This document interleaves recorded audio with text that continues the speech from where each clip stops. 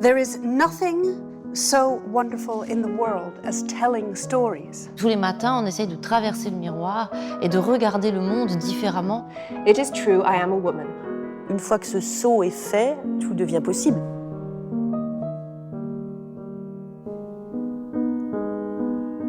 Hello, I'm Charlotte Casaraghi. Welcome to the podcast of Les Rendezvous littéraires Rue Cambon, a place where we meet to talk about writing, to talk about books. Let's meet women writers who have just taken their first step, the most decisive, the most difficult in the world of literature. How did their vocation call to them? What are their writing rituals? Who reads them and what do they read?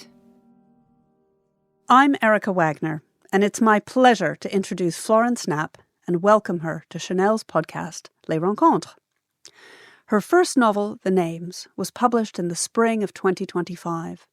The award-winning author Claire Clark, writing in The Guardian, called it strikingly assured and went on to say that The Names stands out as a compelling and original debut, a book that asks at least as many questions as it answers. The novel begins in the aftermath of what is called in Britain the Great Storm, a tempest that hit the country in 1987 and caused immense destruction. Cora, trapped in an abusive marriage to Gordon, a respected doctor outside the family home, is headed to the registrar's office with her 9-year-old daughter Maya and her new baby son. It's time to make the baby's name official. Her husband wants the baby to have his own name. Cora favors Julian. Maya thinks her baby brother should be called Bear. The book then splits into 3 branches, each one following a different possible choice of name, and so asking the reader to consider what names and naming really mean. How do they define us? Can we break free from our names? How much will a name shadow someone's future? At the same time, the book is a devastating examination of how domestic violence affects one woman and her family. The Names was one of the most successful debuts of the year. In Britain, it was snapped up by Orion after a 13-way auction, and in the United States after a 10-way auction. It is being translated into more than 20 languages. Praise has come from authors including Jojo Moyes, Marianne Keyes, and Anne Napolitano. It is perhaps not surprising that Florence Knapp has stitched her narratives together in this way, because she is a craftsperson and an artist herself, and also the author of Flossie Teacake's Guide to English Paper Piecing, a beautiful book about working with our hands.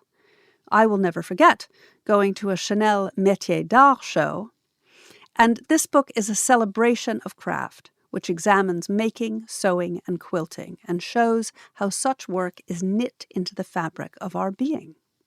I can't wait to talk to Florence not only about her novel, but about how craft and art are patterned together in her life. Welcome, Florence Knapp. Thank you so much for having me.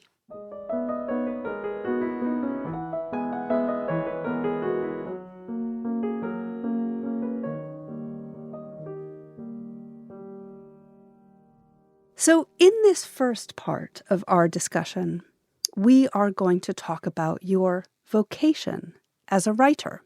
And so I want to know how you came to writing. You started by writing nonfiction, so tell us about that. I've loved writing since a really, really early age, and at school I tended to prefer a subject that was essay-based, even if I wasn't that good at that subject, because I just liked that feeling of shuffling words around on a page until they felt like they were in a really pleasing order. As a younger adult in my early 20s, I was trying to write novels behind the scenes, but craft appeared as a way where I could marry something that I really, really love doing with also writing about it as well. And it was a kind of incredibly energizing in a way, because you'd make and then you'd write about the making, and then maybe I would write a pattern from that so that other people could make the same thing. And so it had a lovely kind of circularity to it. And I'm guessing that making teaches you in a different way, a physical way, about form. Can you just tell us what paper piecing is for those of us who don't know? So it's a craft that dates back hundreds of years and in its way feels very text-based and literary-based, because what people would do, so you have a piece of paper that's a shape like maybe a hexagon, and you wrap the fabric around that hexagon, you stitch it to the piece of paper, and then you, using a whip stitch, sew all those shapes together and then take the papers out. But originally people would, paper was a scarce commodity, so people would use pages from books or old receipts or old shopping lists. And also because it was that extra layer of insulation, they would leave the papers in place.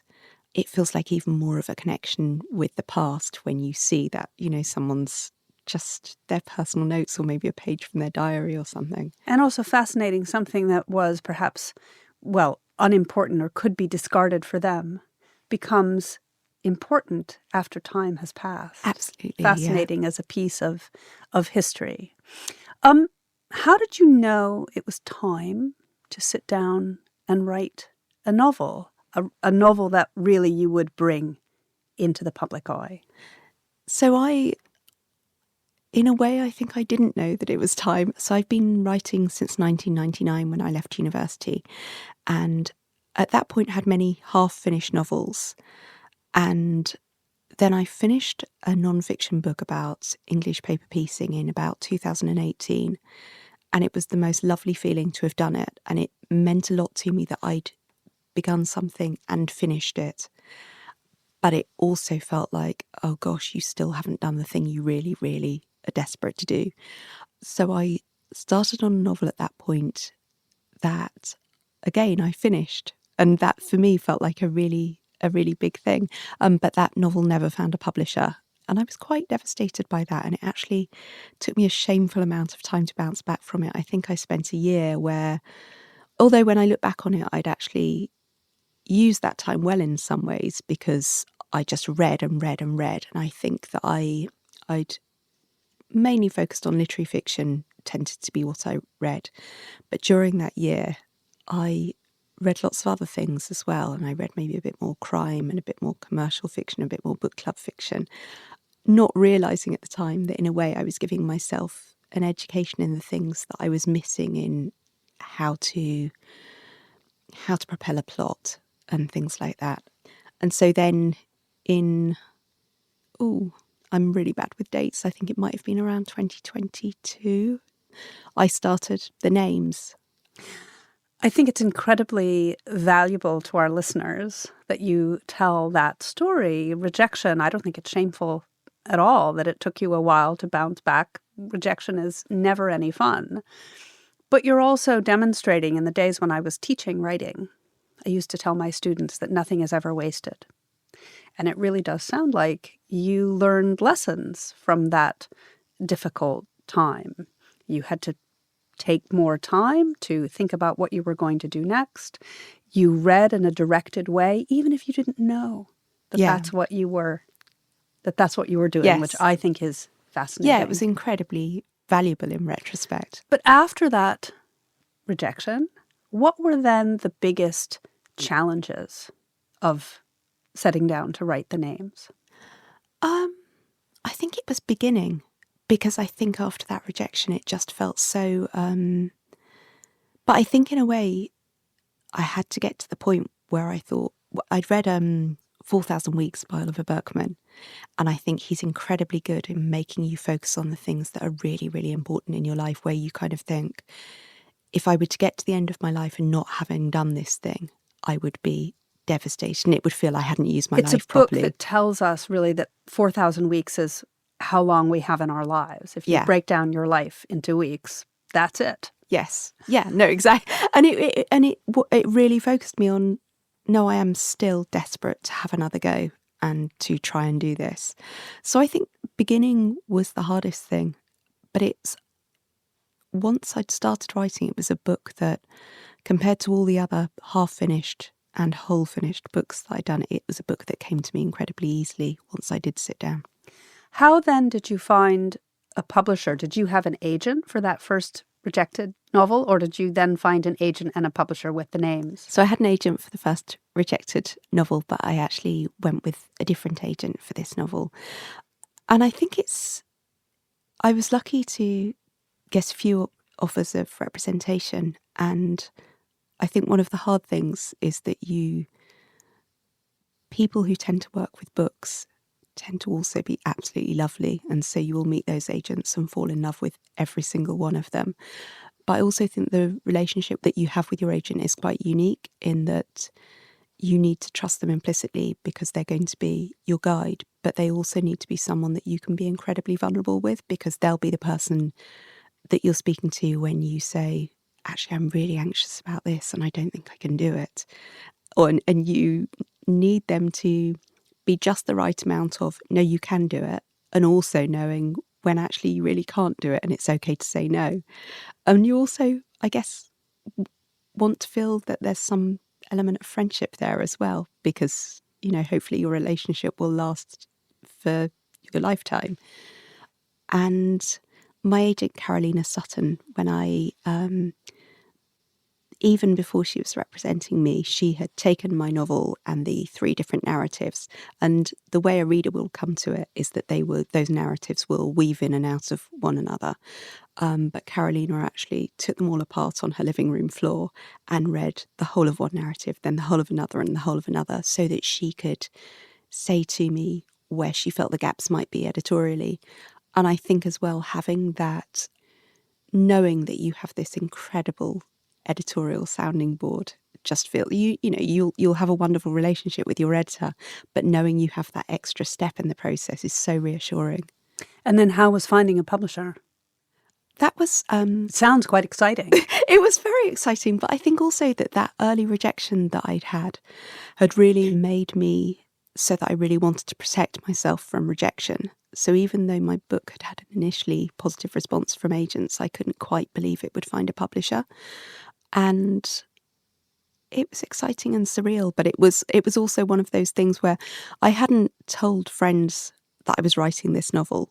And even once we were going through the process of meeting publishers, I still didn't really tell anyone. And it wasn't until it was announced in the bookseller, and I also posted about it on social media, that actually a lot of my friends also found out on that day. And so I think there was a lot of self-protection in there. Very wise, very wise. Will you read a little extract for us now from the names? I would love to.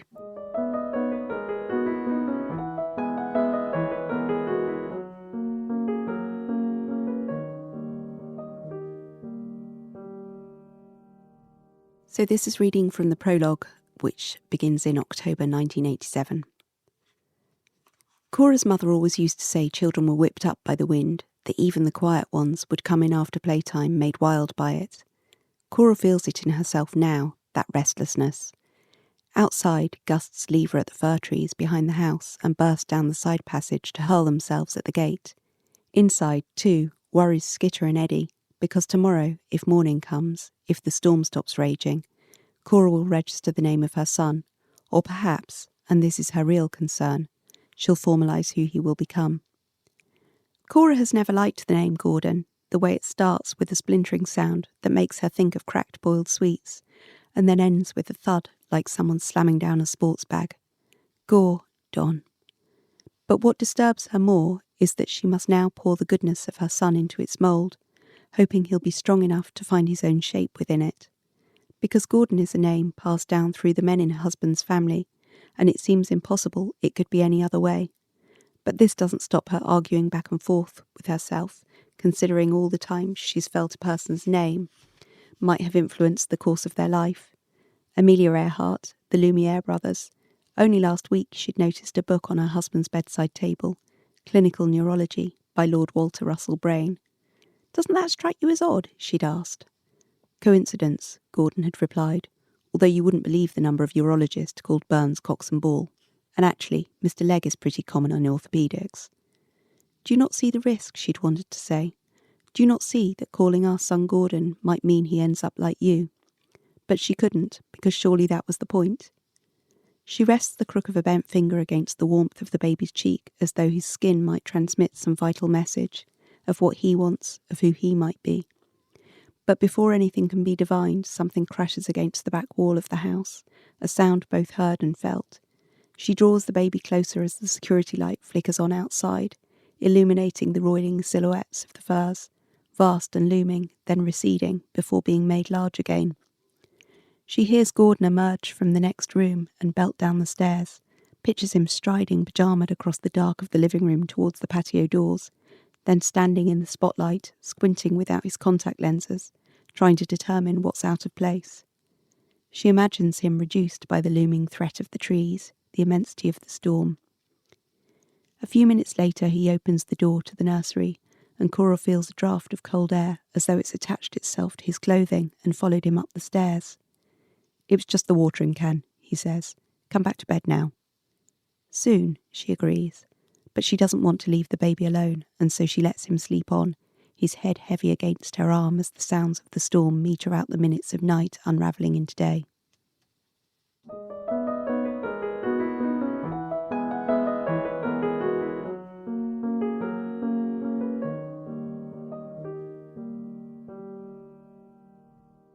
Thank you so much. I love that description of the sounds of Gordon's name, taking apart his name. Thank you. In the next part of our conversation, I'd like to ask you about the process of your writing. One thing I've read is that you spent about half a year on the first draft and then put the book away for a while. Can you talk about what I would call that marinating process, to use a cooking metaphor? Well, it was odd. It was, in some ways, that was an imposed marination, although there are periods of smaller marination before. So when I'm writing, I tend to write very intensively for maybe 2 weeks, where I'll be throwing everything into it, and then with no warning at all, I'll just stop. And at first I was slightly alarmed by that and had that, am I even going back to this novel kind of thing about it? And then I realised that actually that is part of my process, and that when you then sit back down to the desk to write, you come to it with so much more clarity, even though I've in all of those smaller marination periods, I've never actually been really actively thinking about the novel. It just seems to need to be processing somewhere in the background. But the bigger marination period was actually that my sister Laura is an editor.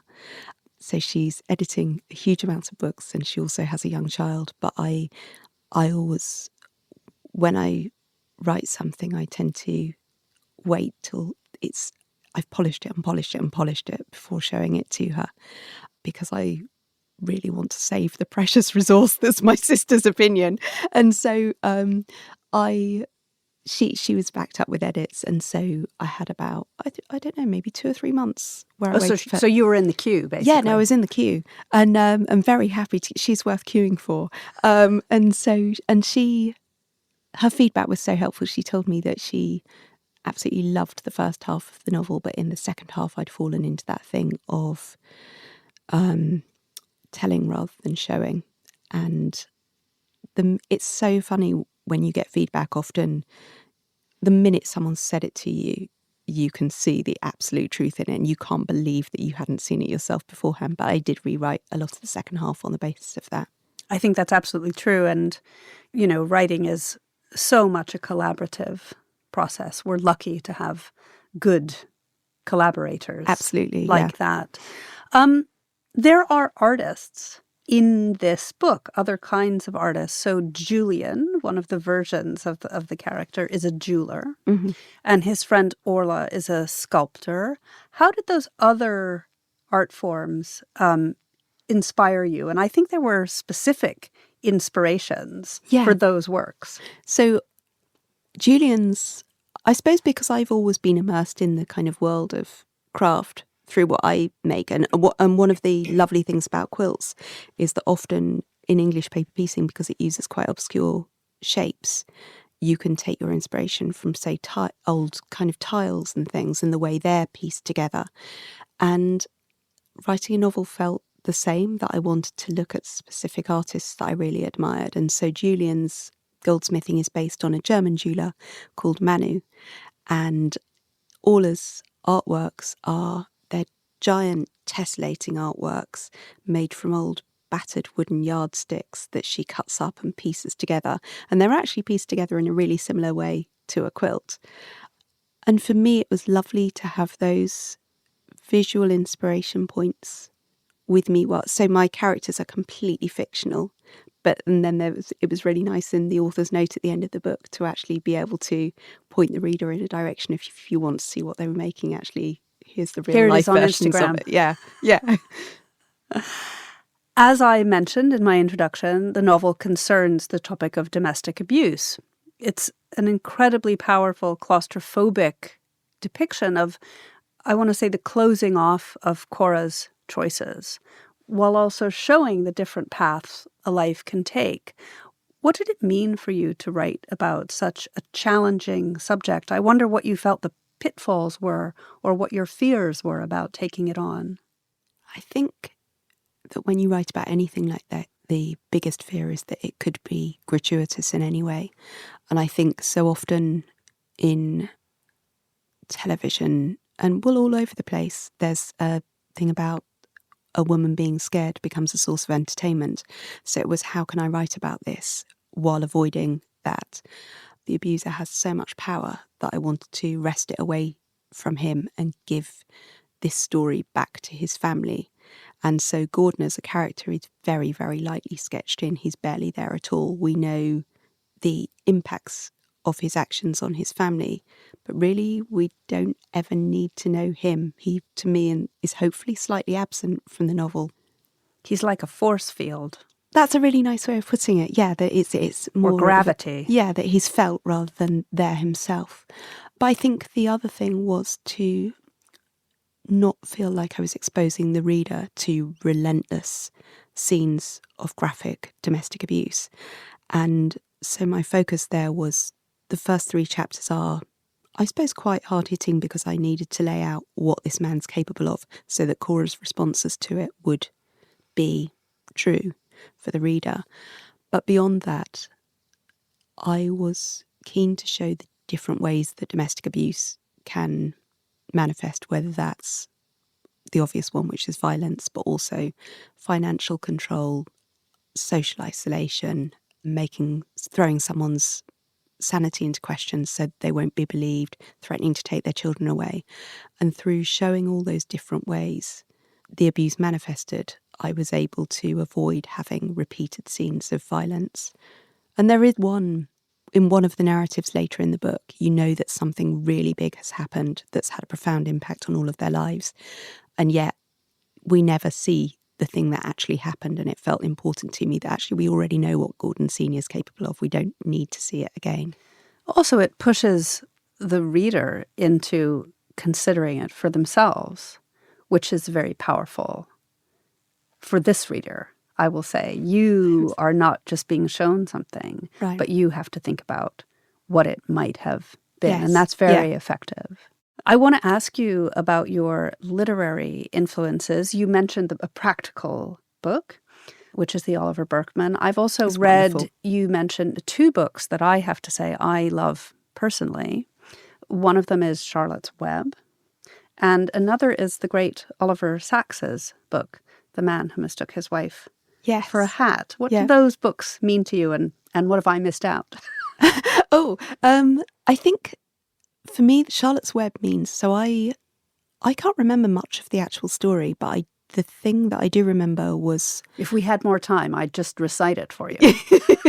Afterwards.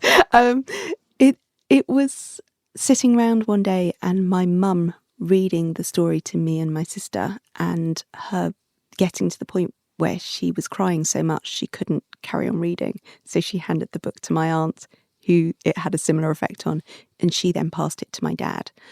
And without processing it in this way at all at that age, I think the thing that it left me with was the power of fiction to all be inhabiting the same emotional space, and how that just feels amazing to me that you can, it's just words on a page. Exactly. Bring us all together in emotion. Yeah. But in terms of other influences, I would have said that when I read Celeste Ng's Little Fires Everywhere, which I feel I should also say that is completely different to the series, which just that didn't quite hit the mark for me. But the book is amazing, and I think what that showed me was she was the first writer that I'd seen where she wrote about creativity in a way where it became part of the narrative. And I was just so excited by that. And the half-finished novels that I'd written before had never had creativity brought into them. It was almost as though my creativity was a separate life to my writing. And when I read Little Fires Everywhere, I suddenly realised that I could bring the two together, and that felt totally magical.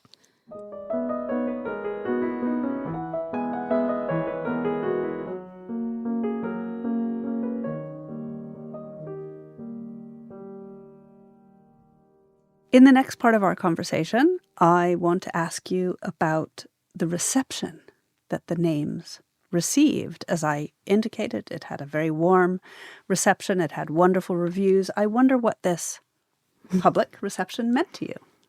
It's meant just everything, because it's the realisation of a dream, but it's also been incredibly surreal because it was, I think my main aim with this was that I wanted my book to exist as a tangible thing where there had been, you need a reader for your book to carry on living, because without the reader, it's just those characters they're stuck on a page.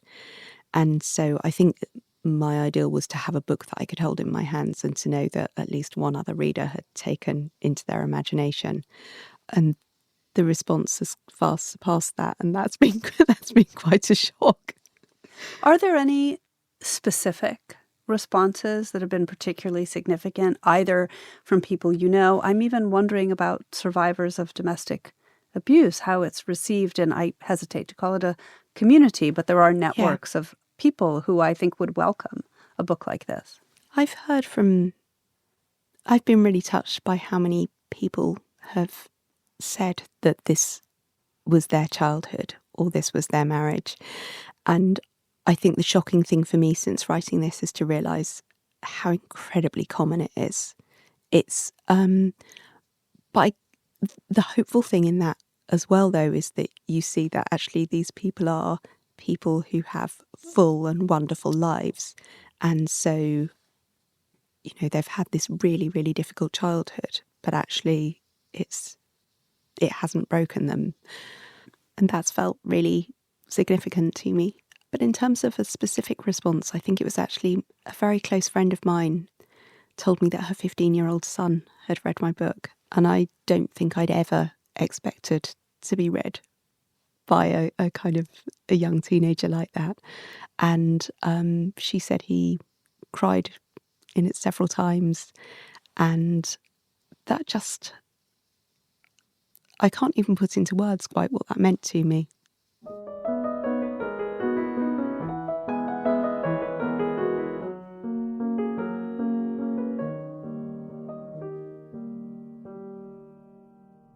Now, in this podcast, in Les Rencontres, we always have a few questions that we put to all of our guests. So here they come, the final few questions.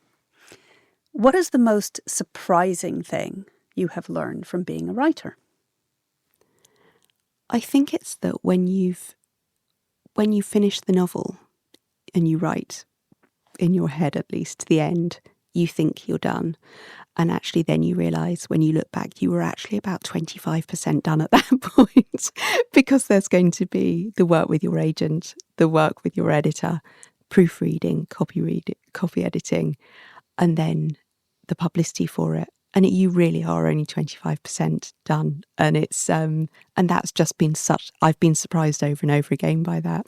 That's a useful piece of information, I think, for our listeners.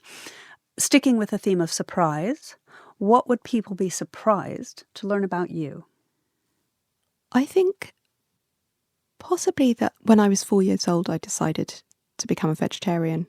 We used to, where we did our shopping each week, my mum didn't drive, and so we used to wait at the bus stop And right near the bus stop, there was the entrance to an abattoir, and you would see the lorries driving up the hill with all the animals in. And when I asked my mum what was going on there one day, and she told me, I never ate meat again. And I would sit, and it was the 1980s when vegetarianism really wasn't common at all. And I would be the last one in the school dinner hall every day crying over the sausages until after, several months of this, they eventually agreed to replace the sausage with a dairy triangle. And now we've all caught up with you. Thank goodness. What is your idea of perfect happiness? I think it's a whole scene. I think it's the feeling of just having spent time with people, and that time having been probably around a table and just warmth and that kind of conversation where people are talking over each other and maybe a board game's been involved and high spirits.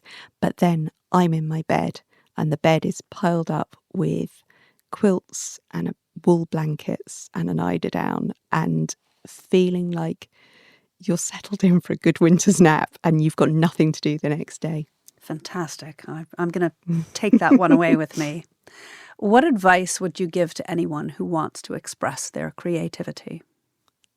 I think in some ways it's expressing creativity is one thing, because I think we all have the freedom to express it. And if it's just the joy of doing it, then just do it in any way you want to do it. But I think if you want to do it and try and get somewhere with it, and whether you have a goal at the end of the creativity, then I think it's about finding someone that you really trust and who has your best interests at heart and thinks that you're brilliant, and then getting them to criticise what it is that you're doing and wanting more and more and more of that criticism, because that's how you'll get to be better.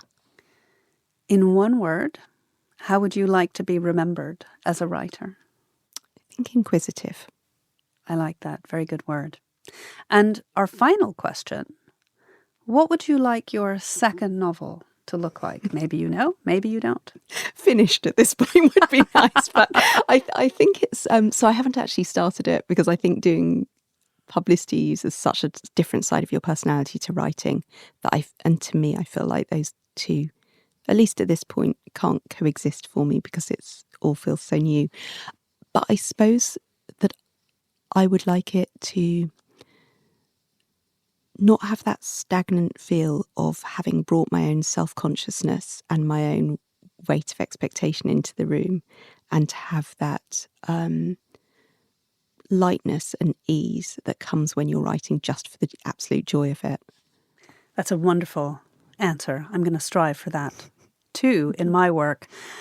I'm now just going to thank you so much, Florence Knapp, so much for joining us on our podcast, Les Rencontres. It's been such a pleasure talking to you, and I hope we have the chance to talk again when your next book appears. Me too. Thank you so much. This has been lovely.